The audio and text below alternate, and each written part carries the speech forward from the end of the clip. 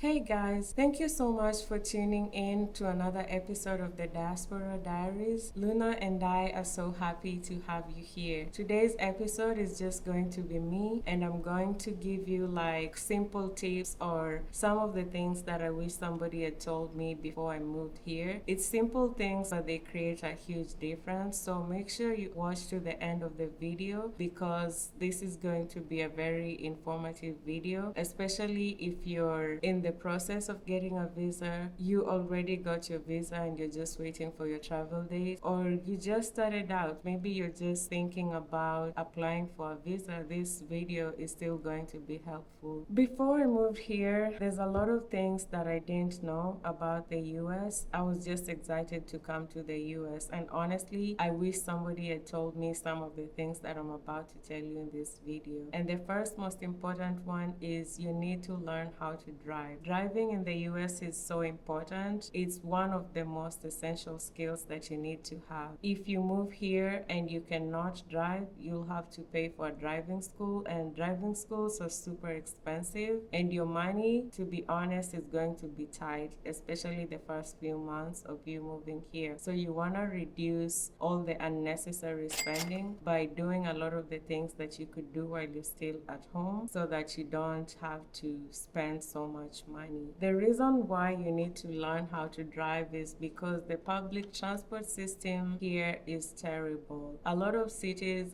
some cities are doing better than others. A lot of cities here do not have a good public transport system, and things are so far apart. You could be living at a certain place and the next grocery store is 15-minute drive away, so you can't make that walk. You can, but it's going to be a brutal walk, especially if you're going for something like groceries and you need to come back carrying stuff, and most places are not even walkable in the first place. There's no sidewalks, or even if they are, they just come to an abrupt end. It's just not pedestrian friendly at all. And also the weather can be brutal. It's very hot or it's very cold, so walking is really not advisable. Public transport is not the best here. Learn how to drive. You will need it. It's expensive to drive here, so don't think about coming to learn how to drive here in the US. That's the first skill. In my opinion, that's the most important skill you need to learn before you move here. Yeah, the next skill that you need to learn is learning how to cook. Food is so expensive here. For example, for me, I'm from Kenya, and eating out can be cheap or expensive. You get to choose where you get to eat. Like, some places are cheap, some places are expensive, and you can survive by never cooking at home. You can survive by just eating out every day. But here, it can get very expensive unless you want to eat junk food like McDonald's, which is still not cheap. It's like maybe you'll spend at a minimum $8 for one meal, and that's 3 meals. 8 times 3, that's what, $24. You don't want to spend $24 a day. Like I had already mentioned, your money is going to be very tight, so you want to cut on your expenditure as much as possible. And if you're thinking of ordering out, because you probably won't have a car the first few months when you move here, so ordering out is very expensive. If you order something from Uber Eats, the first thing is the item on the menu is going to be more expensive than it would be on Uber Eats. If you go to the app, say you want to order chicken wings, on the Uber app, the chicken wings are going to be more expensive than if you had ordered in store. That's the first thing. The second thing, there's so many fees that add up. By the time you're checking out, an $8 meal can easily turn into $16. It can turn into double, to be honest. I'm not even exaggerating, because you have to pay taxes. Sometimes there's a delivery fee. You still have to tip your driver, because your tipping culture here is very huge, so it's considered like something you have to do. You have to tip your driver, so by the time you check out, your order is very expensive, and you don't want to do that. So learn how to cook simple meals. It doesn't have to be anything like extravagant. Just learn how to cook your favorite meals. Learn how to cook simple meals, whether it's a struggle meal. It's up to you. Just learn how to cook at least 3 meals that you can rotate every day. The next thing is there's a thing called a credit score here in the US, and that is a very important thing. When I first moved here, I was very scared. I didn't know what a credit score is, but a lot of people used to tell me about credit cards and things like that, and I didn't want to get a credit card because I did not want to get a loan. I didn't want to have any debt or anything like that, but that's not all that it is. A credit score here is very important. A lot of places need your credit score. If you're applying for an apartment, they're going to check for your credit score, and that's going to determine whether they accept your application or not. If your credit score is good, then you have higher chances of getting accepted into an apartment. If it's bad, they might deny your application. Also, the credit score determines the amount of deposit that you pay. If your credit score is bad, your deposit will be high because they feel like you don't have good money management skills. So they will have to put a huge deposit on you. But if you have a good credit score, it's going to be like your deposit might be cheap, might be lower than you actually expect. Some jobs, even though, especially if you're coming as a student, you might not be able to work off campus, but some jobs, believe it or not, require your credit score. And I can make another video explaining more about credit score because credit score is like a whole other topic. I would need a whole video to explain credit score, so I'm not going to bore you with all the details here. But basically, your credit score will help you if you want to get a car, if you want to get a mortgage, if you want to apply for an apartment, if you want to apply for another credit card, your credit score is going to come in handy. It's almost like a currency here. And then I think this is a myth that a lot of people have when they move here. A lot of people have this mentality that, oh, when I go to the US, I'm going to work so hard, I'm going to make so much money. But if you're coming here on a student visa, you are very limited on how much you can work. Currently, you can only work 20 hours a week and you can only work on campus. And on campus job pay very low. Most of them pay the minimum wage. So if the minimum wage for your state is $10, then you're only going to get paid $10 an hour. And $10 an hour after taxes is almost nothing. And you only have 20 hours to work. So don't come here thinking that you are going to work so hard and get so much money, and I don't know. It's not legal to work more than 20 hours, and it's not legal to work off campus unless you have CPT authorization. And that means that you also need to save up money. When you move here, try to save up some money, have an emergency fund because anything can happen. Just always have some money with you. And then your tuition, your school fees. It's very expensive. As an international student, your school fees is going to be like 2 times or 3 times the amount of money that a regular student who's a US citizen that would pay here. So be prepared for huge amounts of money that you will have to pay for your tuition. And my advice would be apply for schools that are cheaper and affordable. And if not, make sure you find a school that has financial aid. There's so many financial aid options. You can have a scholarship, you can have a graduate assistantship. Just talk to your school, talk to your advisor, whoever you're communicating with from the school that you're applying to. Talk to them about financial aid, ask them what options they have. And it's always good to ask because if you don't ask, they won't know that you need it. So always ask and they will tell you whether they have it or not. And if they don't have financial aid, personally, I would advise you to check another school because it gets expensive. Another thing that's very important, especially if you're a girl, a woman,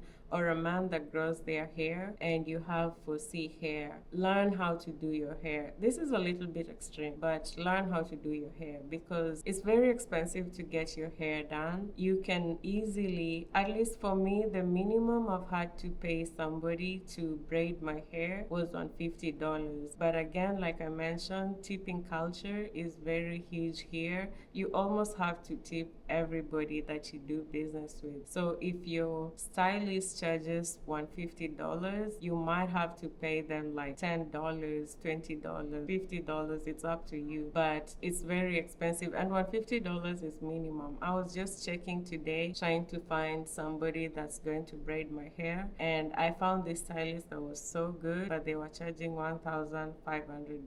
That's almost my rent, so it's expensive. If you can learn how to braid, please do it. If you already know how to braid, good for you. You're going to do just well over here. The other thing is you need to be prepared for the loneliness that comes with moving abroad. First of all, just packing your things and moving here is a very huge step. I know you might be all excited, especially if you just got your visa. You're so excited that you're moving here.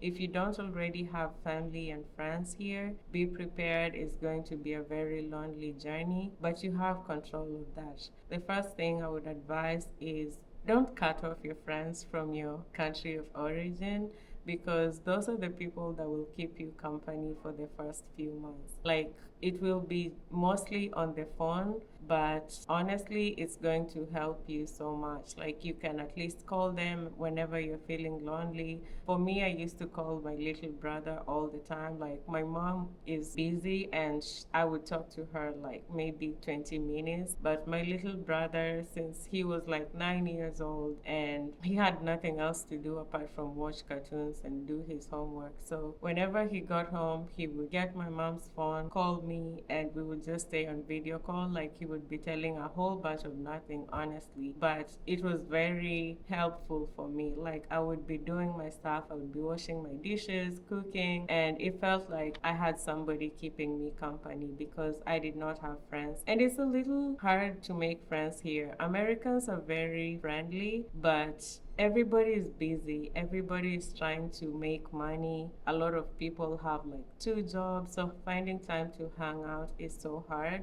And it might be just because of the cultural differences, it might take some time to actually blend in with them. So I would say try to not cut off your friends from your country of origin. They're going to be very helpful. And when you get here, be open. Whenever you see there's a social event on campus, try to attend. That's how you make friends. Your classmates are going to be some of the first people that you meet, and they're going to be the first friends that you make.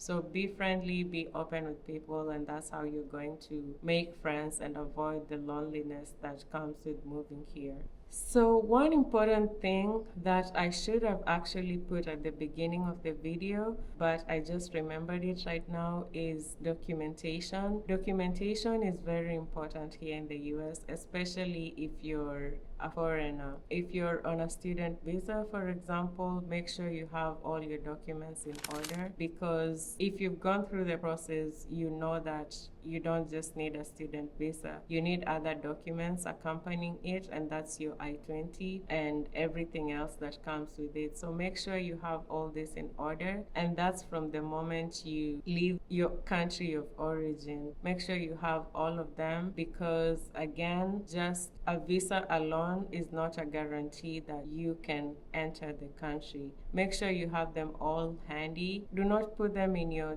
checked-in bag. Make sure that they are in your carry-on, because when you arrive in the US, you will have to go through immigration. Like, you'll have to go through customs. They'll check all your documents. So everything that you presented at the embassy during your interview, all those documents, make sure you have them with you, because the immigration officer that you're going to meet at the airport while you're entering the US is going to ask for them. Your bank statements, your I-20, your passport with your visa. Make sure your visa is a valid visa. And then what else? Just any kind of evidence that you presented at the interview. Make sure you have it. Make sure it's in your backpack. Make sure it's in a bag that you carry with you all the time. because if you check it in, sometimes things happen. You might lose your bags, or your bags might delay, and you don't want to be sent back home just because you could not present your valid documents at the airport. And this applies to even when you're in the country. Like if you're going to apply for a driver's license, since you're a foreigner, you'll need to carry all these things. Like for me, I remember I went to apply for my driver's license and I did the test. I passed the test, everything was good. But when I got to the last part, they asked for my documents and I just gave them my passport. They were like, oh yeah, since you're an international student, we need to see all your documents. We need to see I-20. We need to see your passport with the visa. We need to see your I-94. I-94 is a document that you will receive online after you arrive. So it just shows the date of arrival into the United States. Make sure you have all those in one place. You will always need them, especially, or if you want to open a bank account, that's another place where you need those documents. It's always good to make sure that they are all in the same place. This is one area that I messed up.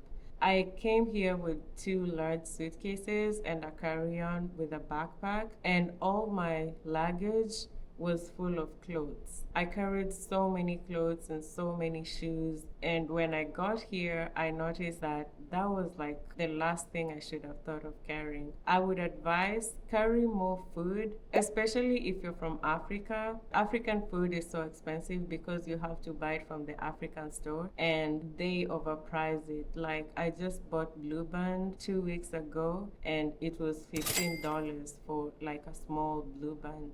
That is a lot, is my point.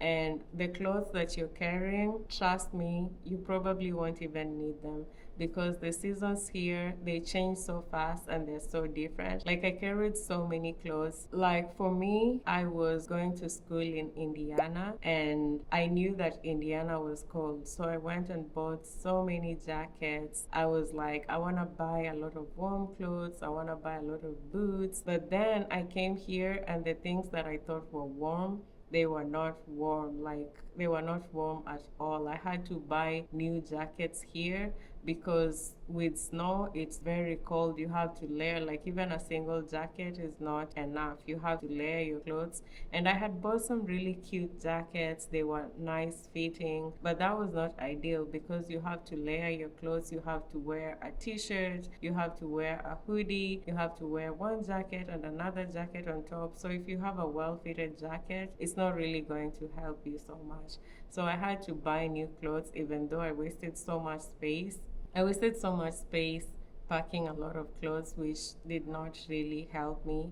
A lot of the shoes that I bought, they were not ideal because I arrived during the winter and the boots that I got were not winter boots. So just don't pack a lot of clothes, don't pack a lot of shoes, pack more food. Pack anything that you feel like you cannot find it easily here. That's what you should be packing. If you braid your hair, pack a lot of braids. I can make another video about the things that you should pack, but my advice is pack less clothes, more food, more braids. It's going to save you so much money when you move here. And then the last thing is, if you haven't already applied for your visa, please do not pay an agent to apply your visa. It's a very simple process. I promise you, applying for a visa is a very simple process. You don't need to pay a lot of money. I've seen in Kenya people pay like 50,000 shillings, 100,000, 150,000. You pay to an agent to apply something that could have taken you like 2 days maximum, and that might even take maybe 1 or 2 hours of your day. Do not pay an agent.